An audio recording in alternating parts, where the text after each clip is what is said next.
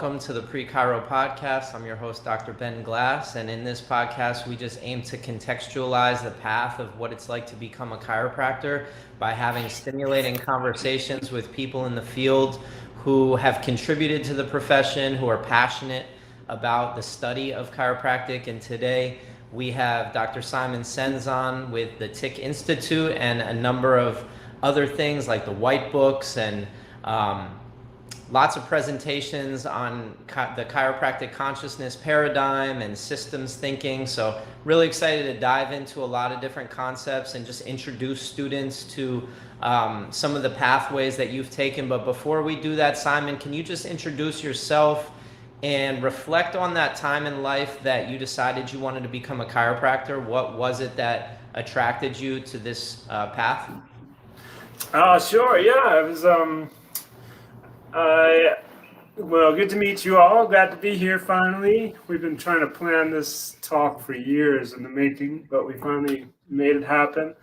I am a chiropractor now, Sherman graduate from 1999, so going on 21 years in practice this year, or 22 this year. So good times here in Asheville, North Carolina. I just finished my PhD in chiropractic at Southern Cross University, which was quite an extraordinary experience. I'll be graduating in a couple months. Let's see.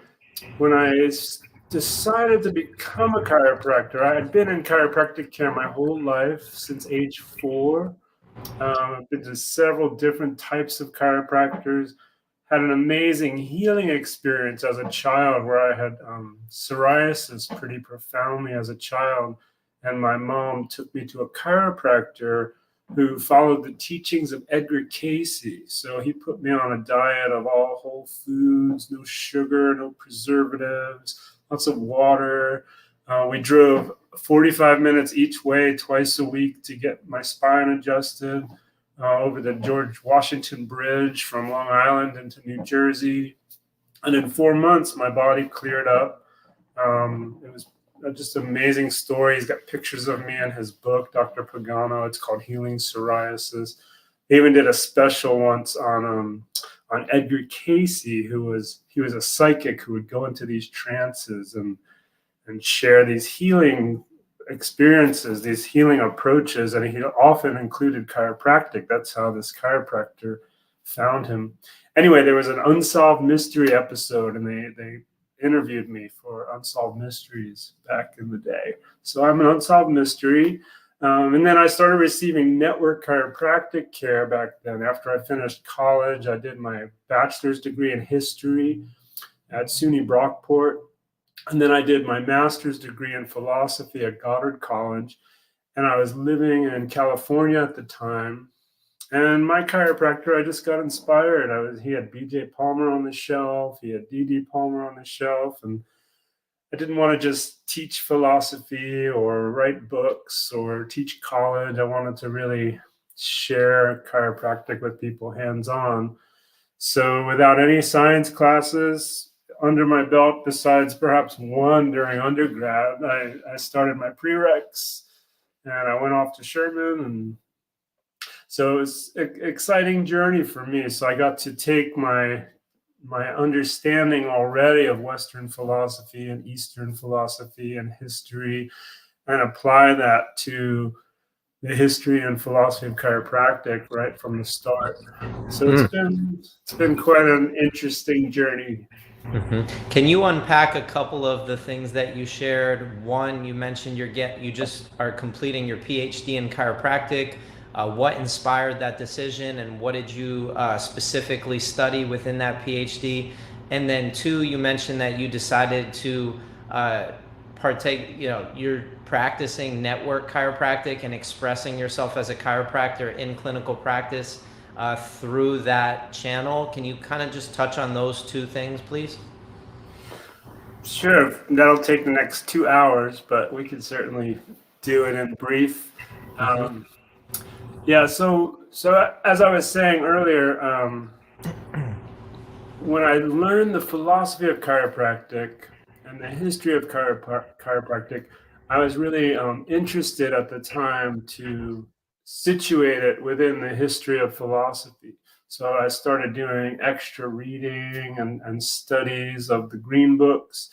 And I was also interested at the time in systems theory and systems science, which we could talk about. And I was making connections between the history of 20th century theoretical biology, which was kind of the philosophy of biology in the 20th century, systems theory, complexity theory. And I saw some real linkages to the history of chiropractic ideas. So I started publishing papers on that. When I finished Sherman, I had some time between getting my license here in North Carolina and practicing. So I enrolled in a PhD program at the time, actually, in San Francisco, the Saybrook Graduate School. So I did about a year and a half of coursework there, which led to me publishing several other peer-reviewed papers. And then life of, practice and getting married and all the fun stuff of life took over. So I dropped out of that program, figuring one day I'd get back to it and complete a PhD. At the time, I thought I would do my PhD on the spiritual writings of B.J. Palmer, because I was really just fascinated by BJ's later writings and how congruent they were with the writings of the humanistic psychologists and the transpersonal psychologists, like Maslow's hierarchy of being. Just a lot. There's a whole trend in Western psychology about the higher states of being, and they were writing right around the same time period as B.J. Palmer. So I was really interested in bringing that kind of connection out, which led to me self-publishing my first book, which was called The Spiritual Writings of B.J. Palmer, where I just basically collected all of B.J.'s works. At the time, there was a new trend. There was a new database that had just come out, which was Dr. Rob Sinnott scanned all of the green books onto a CD-ROM. Those of you these days who don't know what a CD-ROM is, this was one of the ways we would actually look at data on a computer, because the hard drives weren't that big. So he scanned PDFs of all, in the 90s, with 90s scanner technology, burned out several scanners, scanned every single green book, and then made them available for like $200 on a CD, which was all Adobe PDFs. This was Adobe 4.0 back then, which was a very early version of Adobe, but you could get on and do a search. So this was the first time in history where we could actually do a data search within all of the green books and actually come out with information. So, and that's actually how I led to my first paper, and that's how I got to the writings on B.J. Palmer. So it just kind of led down a road. Just to touch on a data search, because a lot of the context for this conversation is making some checkpoints or some skill sets identified so that students can easily sort of identify what they need to learn if they want to go and do research, or if they want to write journals. Can you touch on what a data search is, or maybe a little bit about your process as it's evolved for how you approach a subject matter, and maybe even touch on how you recommend students approach the subject matter of chiropractic? Yeah, sure. Well, data search, basically, at the time, I didn't really know, completely research methodology, which I knew a bit, but not like I do now as a PhD graduate. But basically what we were doing at the time, and I was really fortunate, I was at Sherman, and the new president of Sherman at the time was my philosophy teacher. So we started having these dialogues, and he hired me on as sort of a research assistant. So I was actually on the payroll to read green books while I was a student, which was really cool. And we started searching. So a data search, we would just say, really what I was interested in at the time, just to give you the context, was the term organization.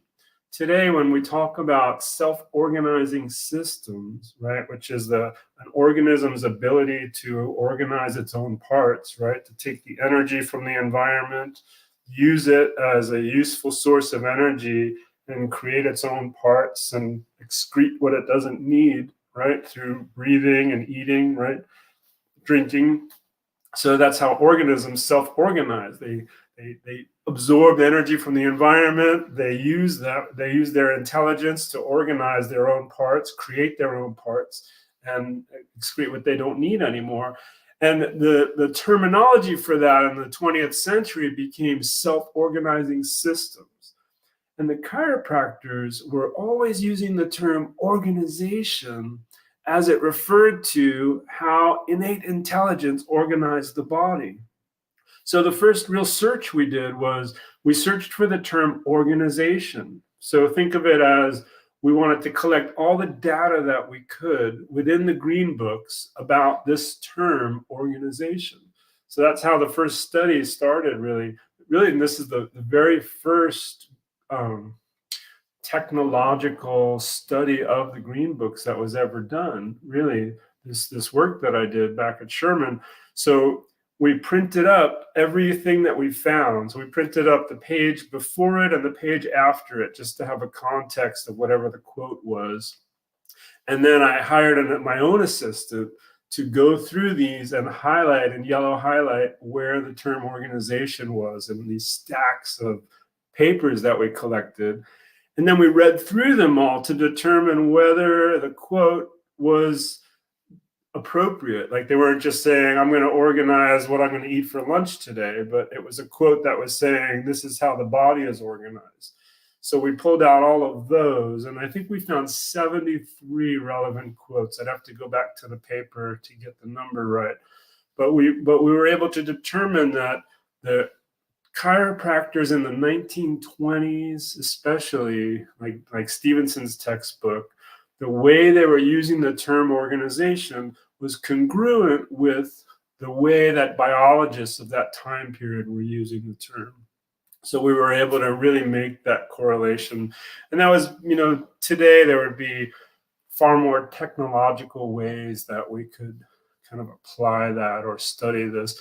So over the last 20 years, I've just kind of been on a roll with that. It's just been very fascinating to me. I've worked with Donnie Epstein quite a bit, who is the founder of Network Spinal Analysis. So a lot of my initial research was also inspired by what he was teaching about self-organizing systems. And then we started collaborating after I had published a few papers and published a few books. And Donnie asked me to be on his sort of academic team. So we started publishing papers together, and I was receiving writing grants from his foundation for several years. So that sort of helped me really publish quite a bit. So I've published almost 30 papers in 20 years, and we've now published 18 textbooks in the White Book series. Some of those are written by me. Some of them were old classics that we've republished.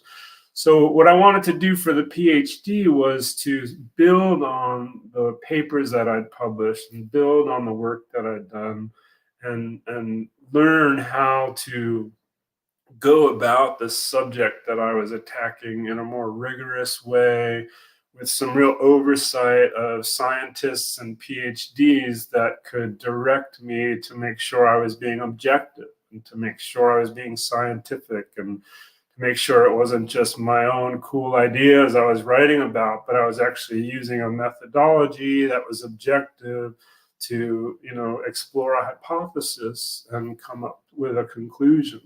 So it's a whole nother style and approach. So we could talk more about some of that if you like.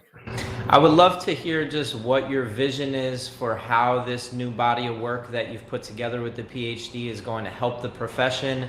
And then I would also love for you to maybe guide this fleet of chiropractic students that are really interested in building upon the works that you've brought forth and maybe bringing this forward in creative ways, right? There's infinite expressions on how to reinterpret or re-express it through social media or in person through tri-boards, if we had science fairs, or in that type of essence.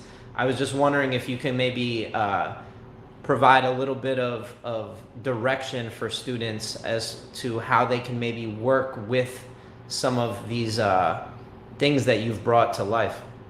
Yeah, sure. Well, it's a funny thing, the PhD, even though I've completed it, and it will be available online soon, so people can read it and check it out. Actually, the school's waiting for me to send them the final version, and a couple more hoops I need to get through to actually graduate. We're looking at a graduation April 5th, which is pretty soon. However, I'm not gonna talk about all the results just yet, just because we want to publish those in peer-reviewed journals. Because the way science works, you publish your findings in a peer-reviewed paper in an academic journal, ideally a journal that has the highest rating that you can. So you can actually go online and see how good a journal is. There's websites you can look at to see what's the highest rated journals. I can't think of the title of the website at the moment. So just on the topic of the PhD, I guess not necessarily what's in the PhD yet, but projecting out what's possible, or what the vision might be of how students can use it. Yeah, well, first, if people are interested in going down that path, it's doable. It looks like in the next year, probably in about a year or so, I might be in a position to sit on PhD committees as a supervisor or a secondary supervisor, as I would learn how to do that. But we found this wonderful program in Australia. It's called Southern Cross University. It's a major academic university. And they have a school of nursing, they have a midwifery program. And the school that I'm in, it's called Faculty of Health. And the advisors there, the PhD supervisors, are just top-notch academics. And I'm now the third chiropractor in the last few years to complete a PhD on chiropractic.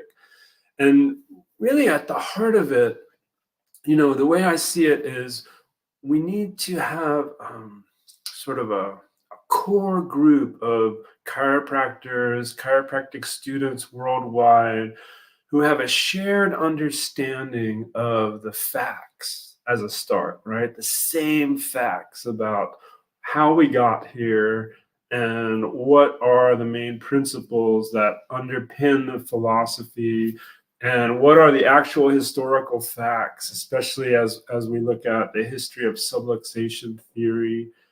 Because the key for me has been to, when we're reading peer-reviewed papers, right? So these are papers that have been through the peer review process, right? So that means an author has written the paper, submitted it to a journal. The editor felt like this was something that might be publishable, sent it off to peer reviewers who are supposed to have enough knowledge to study those, read those papers and offer criticism. And then it goes back to the author, and then the author makes changes, resubmits it. And often it'll come back again for more revisions, and then it'll eventually get published or get rejected. So that's just the process. And I think one of the challenges today is not only do we not have enough chiropractors who understand the history adequately to even be peer reviewers, we don't have enough papers in the literature. And one of the inspirations that I had to actually do the PhD was that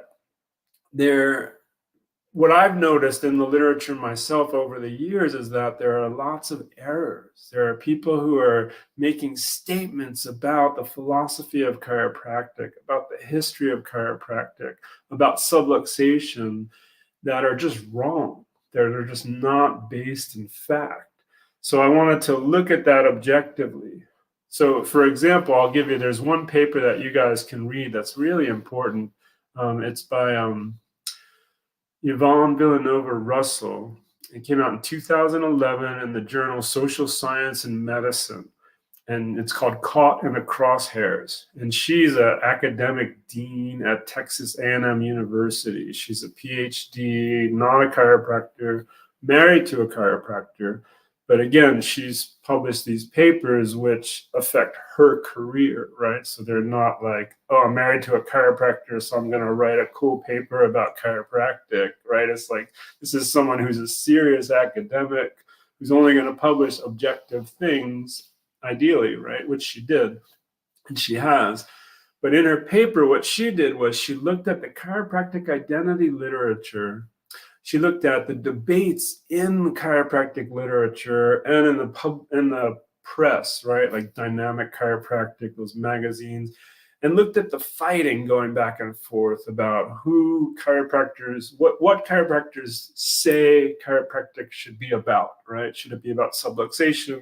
Should it be more of a medical adjunct? You know, what's the range in between those two? And what she found was there was a small group of academic chiropractors with a very loud voice publishing in peer review, running journals, and staging a coup d'etat of the profession's identity. And this was her language. She was saying that there's a small group of academics worldwide who are steering the profession towards this model of evidence-based practice and away from traditional chiropractic lexicon like subluxation, innate intelligence, that kind of thing. And that they're actually staging a coup. They're sitting on the boards of these journals and not letting papers through. And they're publishing these papers about, you know, anti-subluxation, anti-philosophy. So one thing that's really come to light for me and from my research is that as we read these papers that come out, we need to know the facts ourselves. So when we read the papers, we can check the references and don't just assume that this person is right. Don't just even assume that the reference that they're citing is right. We need to actually go read the references ourselves. And then sometimes we have to go read the references of the references, because what we find is somebody made a mistake years ago.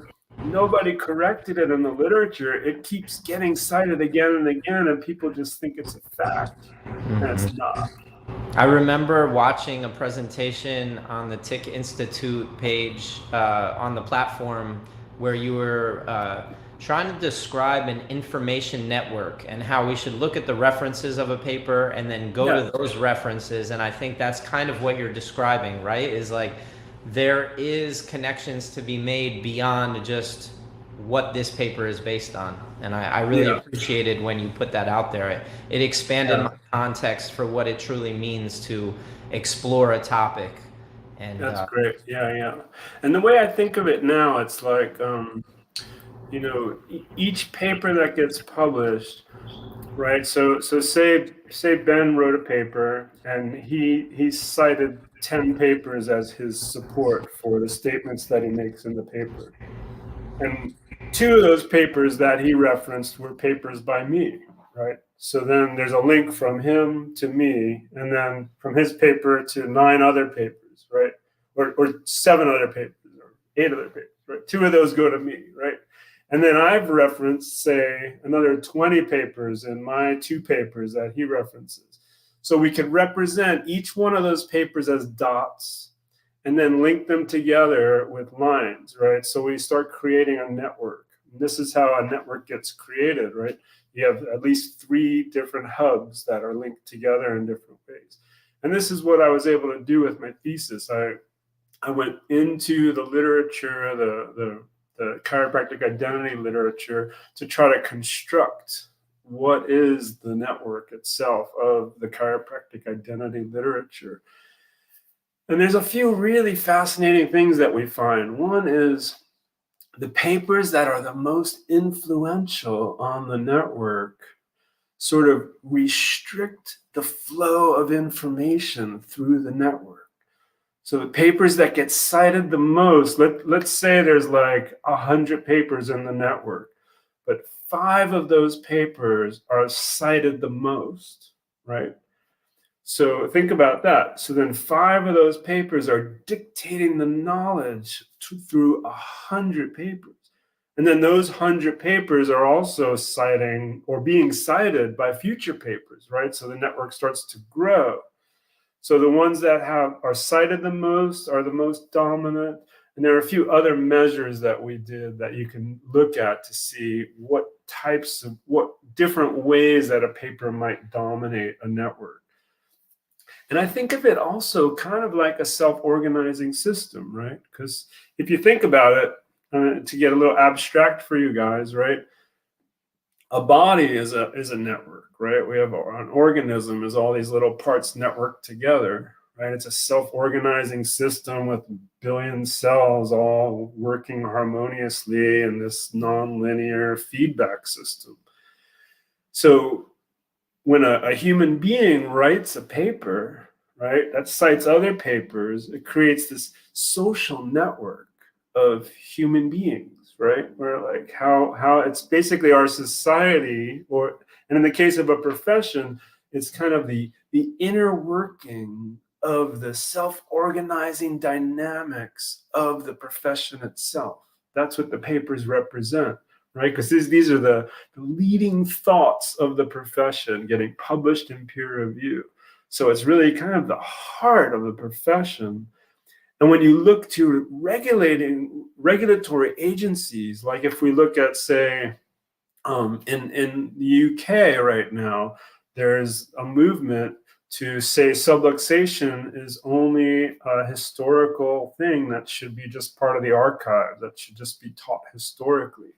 Right, so that's a trend, and that kind of trend set by regulatory agencies is based on what's getting published in the literature, right? So if mistakes are published in the literature about subluxation, the whole network is going to be distorted, which is really it's kind of like Simon, that's kind of frustrating, and I don't want to hear it, right? Because you don't want to hear that the profession you're moving into is based on these issues. But let me give you guys a specific issue, right? And this is the first thing that I published with my thesis. There's a great journal called Journal of Chiropractic History, which you can get. You can get it online if you have access through your library. You can get it in the library. Summer of 2019, we published really the only paper so far from my thesis, and this was a history of the Murakubo trial. And I'll just give you a little bit of background. Does that sound good to give you guys a context? So the Murakubo trial happened in 1907. And Murakubo was a young chiropractor from Japan, and he was brought up on charges for practicing medicine and osteopathy without a license. I'm not going to give you the big story here, but just the basics. And he was acquitted in court, and his court case became the landmark case demonstrating that chiropractic was separate from osteopathy, that it had its own science, its own art, its own philosophy. So that landmark case has been written about in the literature quite a bit. And I won't go into a lot of details, but there were no court records at the time. There was no transcription of that particular court case. So the only thing people knew about what happened there was pretty much the newspaper articles.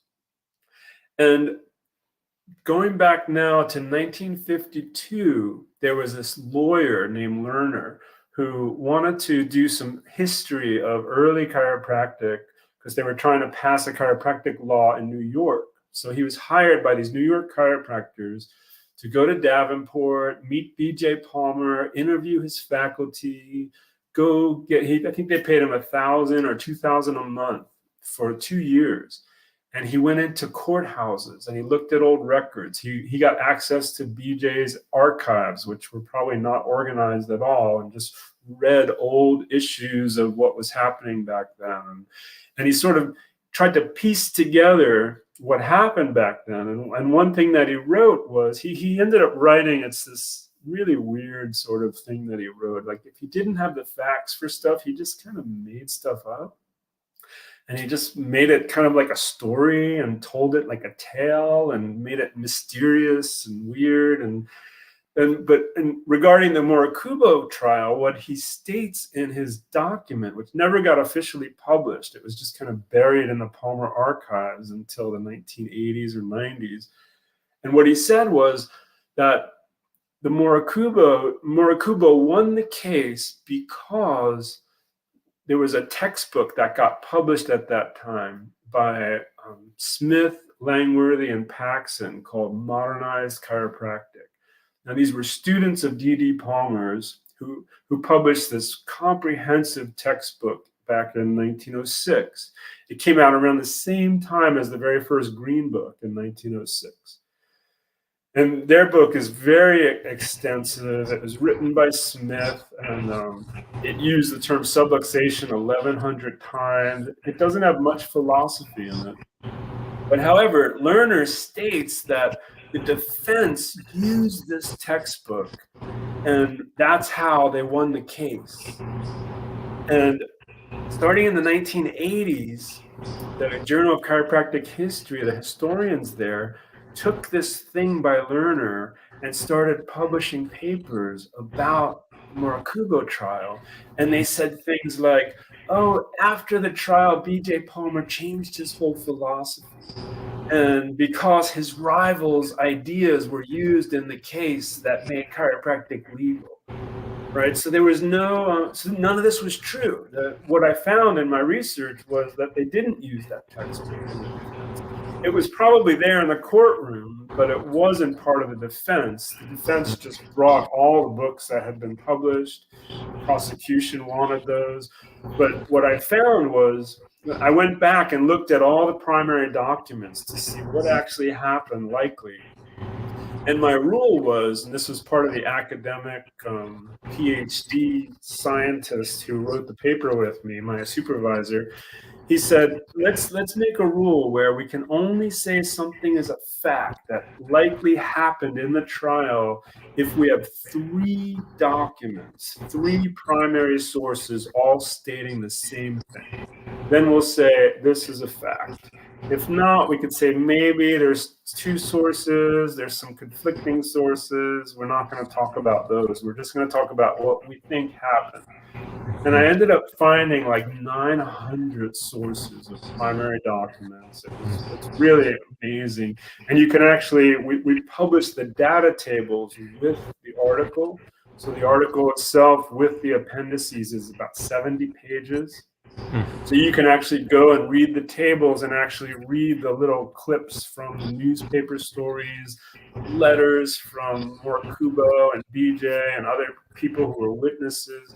So we were able to reconstruct what happened, and we were able to figure out that they demonstrated chiropractic had a unique art, which was the quick sort of 30-second thrust, which was different than the osteopathic maneuvers, which took about 30 minutes. Chiropractic had a unique science, which was really based on a different view of the nervous system. It was based on D.D. Palmer's model of nerve tracing, where he would actually palpate through the body around to the spine, like tender, inflamed areas through the body. And that it had a unique philosophy. So, and this was all a lot of that was based on B.J. Palmer's new writings in 1907. But now jump ahead to today, and we've got peer-reviewed papers that are stating things like subluxation was never used until after the Murakubo trial. And you could trace all of these recent mistakes in the literature back to this Lerner report from 1952. So my paper came out, and I was able to find 63 secondary and tertiary textbooks, PhDs, peer-reviewed papers that have the facts wrong about the Murakubo trial. So think about that. So a lot of you might be reading like Leach's textbook. The chapter in Leach's textbook has the facts wrong about Murakubo. You know, there's just so much out there. So the idea is, let's get the facts right and kind of reshape discourse. Does that make Just as a sense? side note for Yeah. students, the Morikubo trial, it comes up in a couple of the books that I believe are more recent books that you published. I think on Oakley or Smith. I can't remember if it was called The Modern Chiropractor. And then also, I believe you do a presentation on the Morikubo trial on the Tic Institute. Yeah. But I've definitely heard about that story a couple of times now. And I think that the more I hear about the story, the more I'm able to piece together the origins of the profession in a way that helps me make sense of and appreciate the lineage from which I came from, and how close on so many different occasions this profession came from not being what it's become today, and yet it still managed to make its way to being what it was when I got to it. And it's incredible.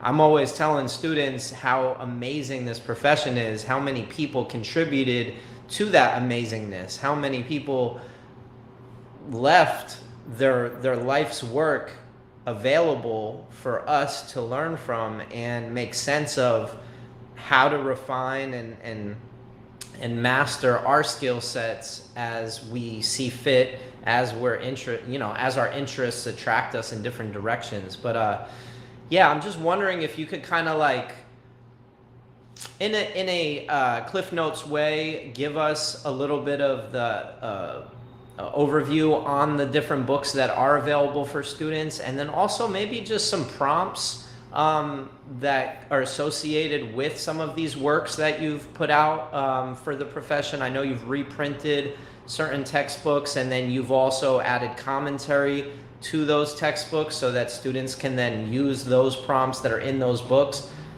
So I know I'm all over the place, but I'm just trying to rein in and help you organize for students how they can maybe enter into the study of chiropractic history, enter into the study of piecing together the lineages from which they came. Sure. Yeah. Well, the most recent book we published, it's called The Triune of Life, Reggie Gold's Philosophical Legacy. It's amazing, really.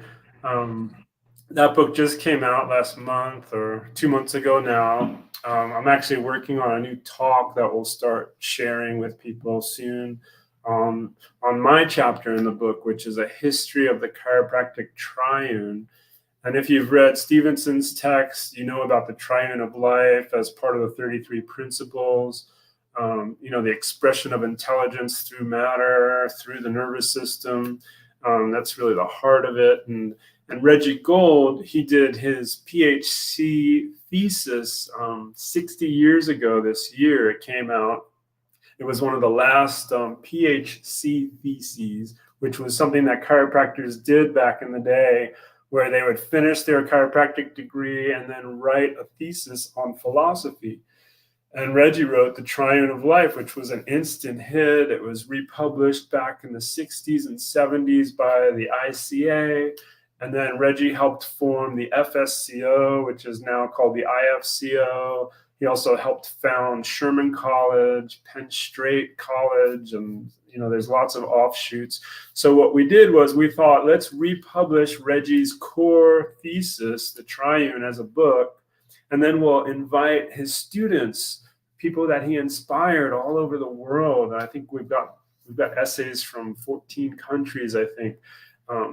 44 different chiropractors all contributed little different essays of how their lives were transformed by Reggie Gold and his works. And then we also included some of his other talks in the book, as well as the history that I wrote. So it's really a great place to start. A friend of mine recently said, he's reading it now, and he said, this is the most important book of our generation for chiropractors. Because it gives you the heart and bones of the philosophy. It gives you a historical context, but it also gives you this real sense of inspiration and how it applies to practice, because you've got all these chiropractors talking about how they grew successful practices by using these ideas. And so it's really a great book on so many levels. And then just to touch on the quantum entanglement post that you made yesterday, Okay. How is that new research paper relevant to students in school today that are studying chiropractic and looking at the vitalistic side of chiropractic, the, shall we say, the consciousness side of how chiropractic relates to these quantum mechanics or quantum physics, or, you know, and it sounded like you were excited when you made that post because there are other fields of study that are adding literature that validate where we're at, or Yeah, bring. totally. Yeah. I'm actually one of the original members. I'm not a founding member, but I'm one of the original members of the Society for Consciousness Studies. So I get these great emails. People are having these discussions every day, these top consciousness researchers from all over the world. And every once in a while, I have time to follow up on some of these leads. So I posted this recent paper by Torde, and it's fascinating because it's showing, it's in a journal, a very high level journal of physiology, and it's about consciousness. So I wanted to bring that to the attention of chiropractors, that, you know, because really when you look at the way the term consciousness is used today, it's the same as the way chiropractors have used the term intelligence, right? The universal intelligence that informs all matter. That today, that type of language, the way consciousness researchers, they use terms like non-local intelligence or non-local consciousness, which means the consciousness that's everywhere, that's interconnected in different ways. And his paper is fascinating because it looks at how consciousness itself is sort of a product of physiology. And that and he looks at how the original life forms may have emerged as this sort of interplay between microgravity and cosmic gravity. And to me, he's really talking in chiropractic language about innate intelligence and universal intelligence, and how these are kind of interplay, and how the pressures within physiology are, what they're finding is that they're affected by gravity, by microgravity, and by macrogravity and the whole cosmos. And when they took organisms out of gravity, they start to decompose. So there's this relationship between gravity, which we know with the spine, right, and the shapes of the spine and the way the body is carried, that help to inform the form and shape that the organism takes. You know, which to me is part of this core self-organizing intelligence that's being expressed. So it's just fascinating to see, you know, how can we have these dialogues with other professions in a rigorous academic setting. You know, so it's cool stuff.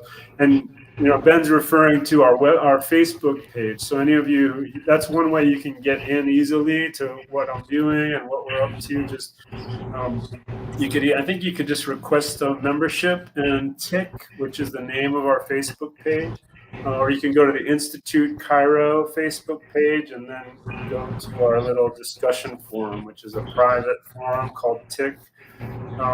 You can also, we're about to kind of expand the institute itself, the Institute Chiropractic. We also call it TIC, TIC. So we're redoing the whole website because my PhD time, I just haven't had time to keep up with it. So over the next few months, we're going to launch a whole new site, new videos, but basically the way it's set up, you become a member. It's $18.95 a month. And then you get access to over 100, maybe 200 hours worth of lectures and insights. And I've got so much stuff I haven't even recorded yet. We're just going to start systematically putting up new stuff each week and each month. So it's a great place to dive in and learn some of this stuff at your own pace. Because I've got lectures on all of these things we've been talking about and tons more. And a lot of them are in little 5-minute video clips. So when you're a member, if I could invite you to creatively construct a theoretical framework for how students can sort of start at stage 1 of their exploration and then move into stage 2, 3, 4. Maybe let's just do 5 stages of exploration of all of these bodies of work that you've put together. If you could maybe just like zoom out and give students maybe a 30,000 foot view of, they're entering into this process to become chiropractors. How do they get familiar in stage 1? How do they go a little deeper with stage 2? And then how do they go and maybe apply some of this with stage 3? And then how do they construct their own ideas in stage 4? Sure. Yeah, I understand. But the real challenge with being a student, of course, is there's so much pressure of time. So much is being poured into your brains that you barely have time to breathe or think or have time for yourself. So it's hard, and I really didn't design Tic for students just for that reason, because there's just too much happening for students. Just to interject a little reframe, Yeah, the yeah, pre-Chiro is prospective students, and my got it. concept is that university, college, high school students actually do Yeah. have more time than chiropractic students do. Yeah, that makes sense. Yeah. And it's not that you can't find the time. I mean, I did a lot of incredible outside of my chiropractic studies, and it's just a matter of time management skills and learning, how to get shit done and all that good stuff, right? But in terms of the basics, I think it's really crucial to be grounded in not only the practice, right, where you're practicing every day, getting hands-on, palpating people, practicing your moves, whatever it is, your postures and all that good stuff, your presence, your meditative states, all that stuff is kind of your foundation. And then in terms of studies, I think it's really important to understand where you come from.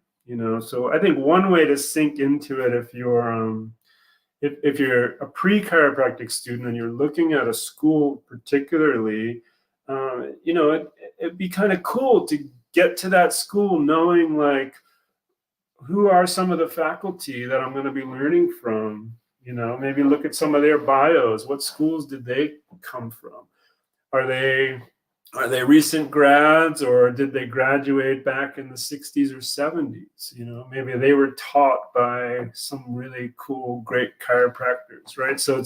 And as you get into school, that's a really good concept to understand, that chiropractic is only 100 and something years, right? 125 years, 30 years old now. I'm not doing math today, right? But it goes back to D.D. Palmer pretty short. I mean, I could tell you some of my teachers were taught by B.J. Palmer, right? And B.J. Palmer was taught by D.D. Palmer, right? So I'm a third generation chiropractor in that context, like intellectual generation, right? You guys will be a fourth generation of chiropractic since it started. So understanding the basic history is crucial, right? Just kind of like what happened when, how did these schools develop? What is this kind of infighting in the profession really about? And we've got some lectures there on some of that. I've written some papers that are probably easier for some people to dive into. But then to get to kind of level 2, which would probably be the nuts and bolts of like the why, right? To study the philosophy.